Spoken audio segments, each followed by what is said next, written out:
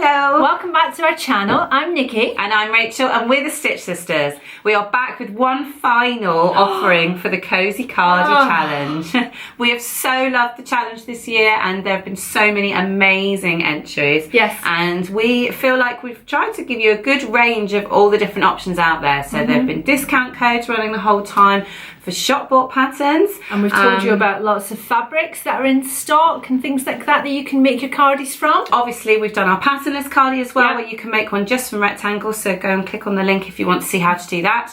But today what we're bringing you is a very quick draft your own cardi pattern, where we'll be showing you how to make this poncho inspired cardi. It was inspired by one I had in my wardrobe. So if you look at last year's Cozy Cardi Challenge video, which we'll link to again, my favourite cardi is the one that inspired this one. Yes. So we bought some fabric to basically rub off a copy of it, and they've turned out really nicely. Yeah, really we love them. Yeah, they're really cozy, as you would expect for the Cozy Cardi Challenge.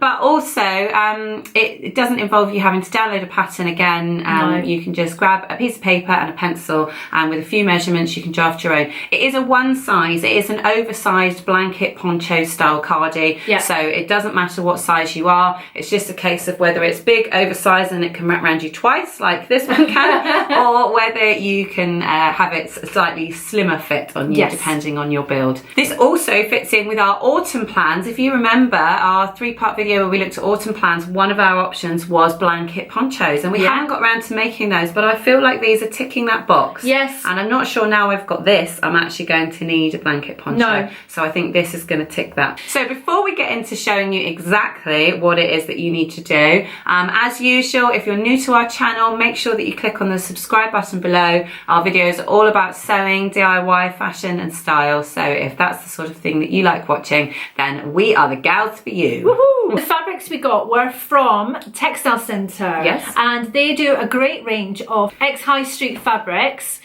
which they then sell on to the general public. And they always have a huge range, and they always have some really amazing fabrics. It is worth trawling through their entire eBay store just to have a look at what they've got, because they've got some beauties in there. Yes.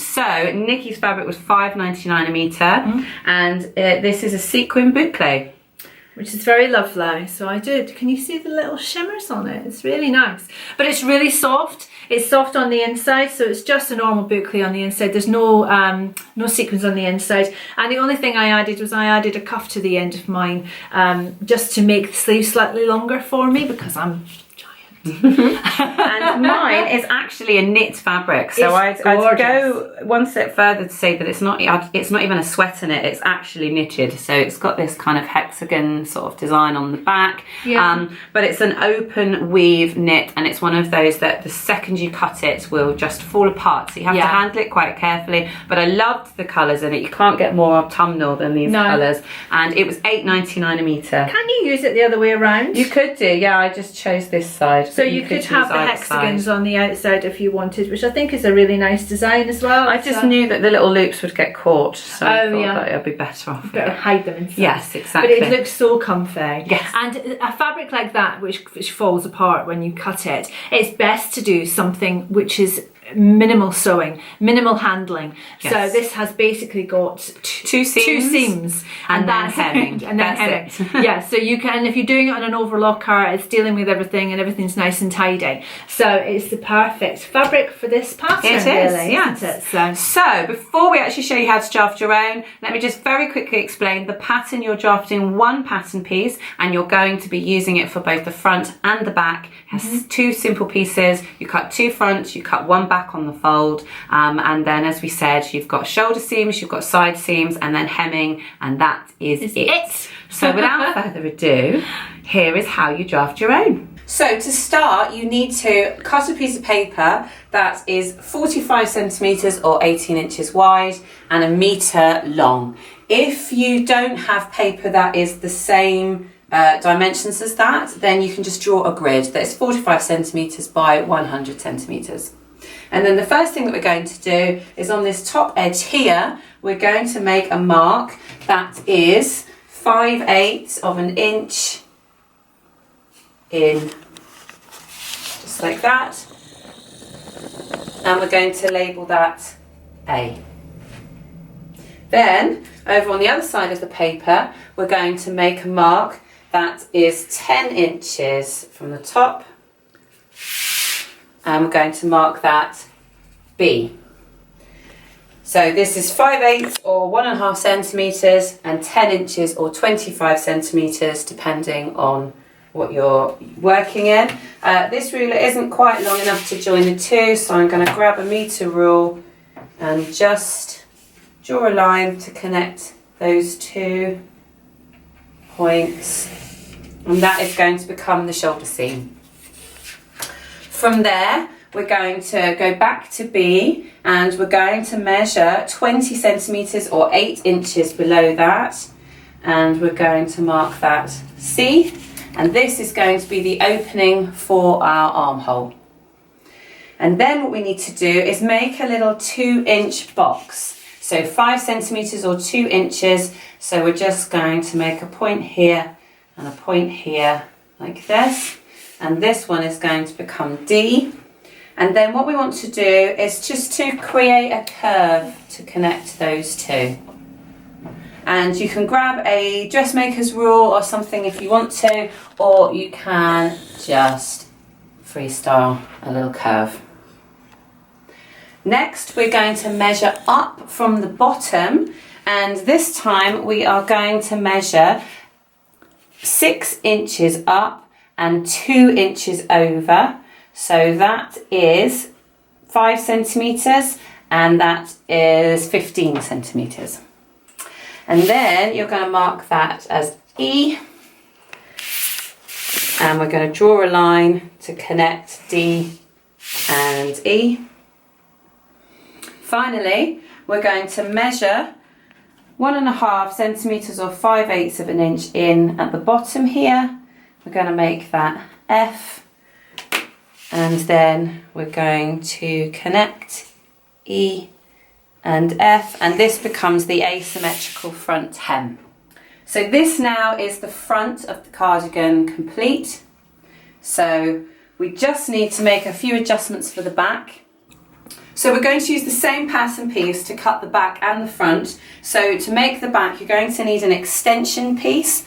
So just cut yourself a strip that's the same length as the rest of the pattern piece. And then what you need to do is make a mark that is 3 inches or 7.5 centimetres out from the edge. And that will allow you to align the two together and to give yourself a 3-inch extension. So I'm just going to lay that on there and tape those together. So once we've got the extension on, we need to make a couple of adaptations for the back. The first one is that we need to slightly curve the back neckline. So to do that, we're just going to measure 5/8 of an inch here, and we're going to make that G. And then we're going to create a small curve from the edge of the paper to G, and that will give us our back neck curve. And then finally, we want the front of the cardigan to be asymmetrical, but we want the back to actually be straight in line with E. So we're simply going to draw a line that continues all the way over. So just to clarify, this is the back hem, this is the front hem. And then in terms of instructions for cutting, we're going to, when we cut the front, we're just going to fold this extension piece out of the way so that we can just use the edge of the paper as we had before. So for the front, we're going to cut 2, just as that shape there. For the back, we're going to open this out, but we're also going to fold this hem out of the way. Should have put sellotape where the lines join.